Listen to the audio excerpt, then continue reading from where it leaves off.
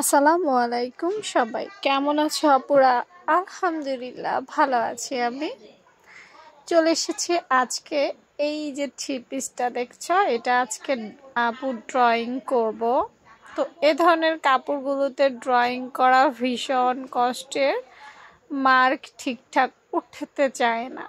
তো প্রথমে আপু জামাটা বাড়তি যে কাপড় ছিল সেটা কেটে নিয়েছি, কারণ উপরের অংশে কোনো কাজেই ছিল না, জাস্ট কিছুটা বাড়তি কাপড় দিয়ে দিয়েছে ওনারা। এখন আপু যদি ওটা রেখে দেয় তাহলে জামার যে ডিজাইন সেটা নষ্ট হয়ে যাবে, আবার জামাটা অনেক বেশি লং হয়ে যাবে।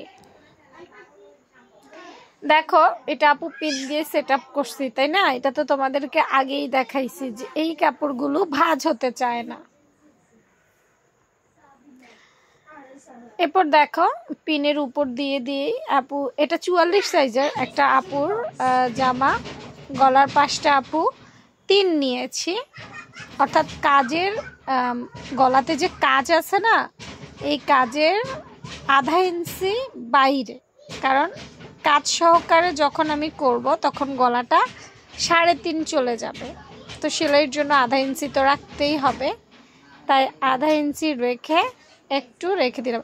আর এটাতে বক্রম দিব, তো তাই গলাটা এই মুহূর্তে কাটছি না।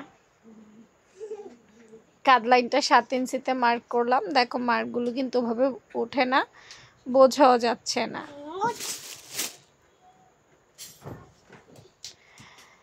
আর কাট লাইনটা বা ফুটলাইন আপু 7 নিছি, মহড়াটা আপু 7 ইঞ্চিতেই নিলাম। এরপর এখান থেকে ধরে আপুর যে কোমর লাইন, সে মানে আমি যার জন্য বানাবো তার কোমর লাইনটা 21 ইঞ্চি, এবং পেট লাইন যেটাকে বলি সেটা 14 ইঞ্চিতে নেওয়া হয়েছে। পাশ থেকে বডির মাপ ওই যে বললাম 44 সাইজের জন্য যতটুকু আসা দরকার 11, 10, 11 যথাক্রমে মাপগুলো নিয়ে নিলাম। এরপর ঘেরের অংশ,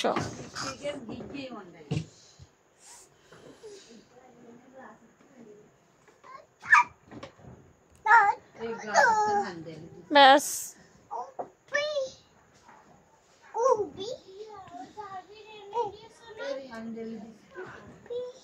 আপু এখন মার্ক করে নিলাম। বডির অংশ চাইলেও আপু মার্ক করতে পারছি না, কারণ কি বলবো, কোমর লাইনটা আবার চেক করে নিছি, কারণ হচ্ছে এইটা কোমর সেলাই করার পর কিন্তু আর বাড়ানো বা কমানো যায় না, তাই মাপগুলো আবার চেক করলাম। ভুল হয়ে যেতে পারে অনেক সময়, তাই বারবার আপু চেক করি।